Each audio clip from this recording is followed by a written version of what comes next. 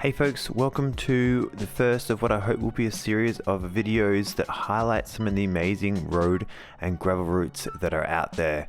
The idea of these videos is to be fun and entertaining to watch, but also help you plan your next adventure. Today I've got the Crux in adventure mode and it's ready for a big old loop from New Gisborne to Daylesford.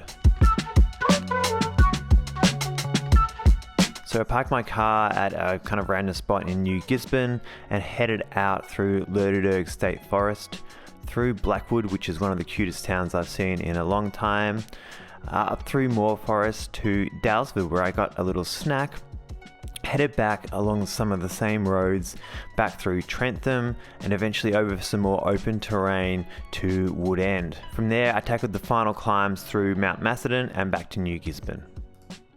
So there's a fair bit of climbing over this route, but it's kind of spread out across the whole route, so there's no one major climb. 2,215 meters elevation, over 147 k's. So I loaded the route up on my Wahoo and headed out from New Gisborne. Pretty much straight away you're greeted by some pretty smooth and lush gravel. If you'd like a Strava route for this ride, there'll be a link at the end of this video.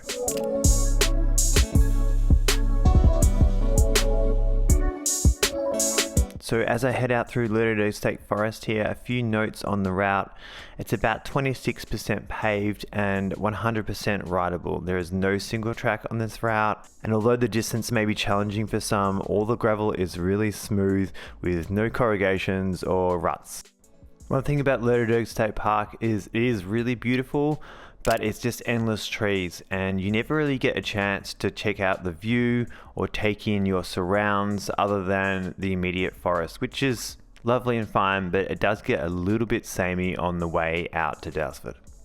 That said, it really does allow you just to zone in to what you're doing, focus on the road in front of you, which is in really good shape and allows you to really move quickly. I also don't think I've ever seen so many kangaroos and wallabies on a single route before. It was actually crazy.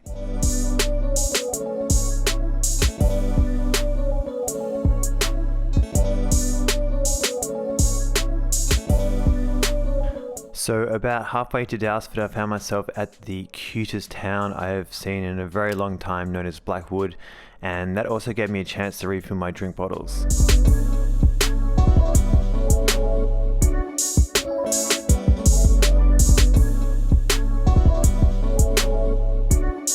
For those that have been following the channel for a while, you know that I've got a history of flying drones and I've crashed a couple quite dramatically, and it's been a while since I've done that, and I thought, okay, I've got the hold of this. I don't crash drones anymore. It's not what I do, but today something bad happened.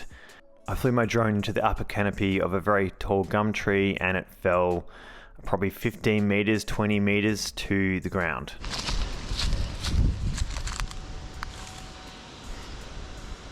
Oh my god, it appears to be okay. It landed right next to that rock and fell from very high. So with that, I got back on the bike and was Daylesford bound.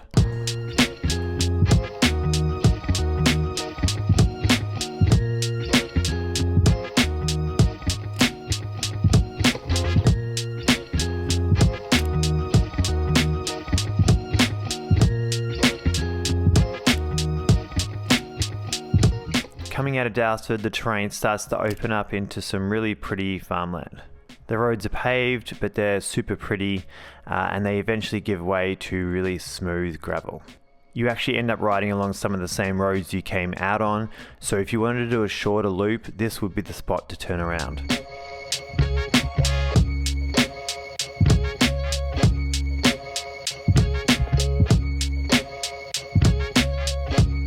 I eventually found myself back amongst the trees in the beautiful Wombat State Forest. Again, more pristine, smooth gravel roads that roll really fast.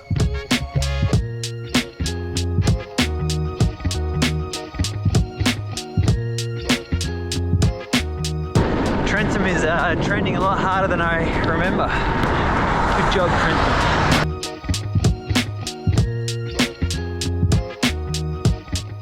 Coming out of Trentham, I found myself in one of the more technical parts of the route where it kind of goes to this pretty lo-fi double track, but still really manageable.